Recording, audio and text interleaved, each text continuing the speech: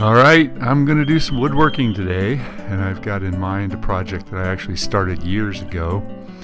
I call it a CHABLE. It's a piece of furniture that's small, lightweight, doesn't take up a lot of space, but serves a lot of purposes. I'm thinking college dorm room type furniture.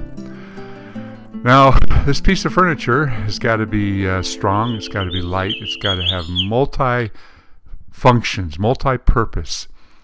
And this little thing here, which I call a CHABLE, serves many purposes. You can see that it could be simple as an ottoman, place to put your feet up.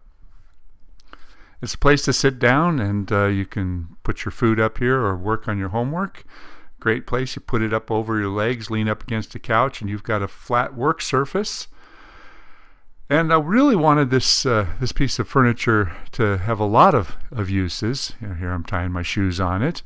It's a place to sit down, and I made it strong. You can see I dadoed it together, and the sides are canted so that they lean out, and the top is at an angle, so it's actually compound angles there.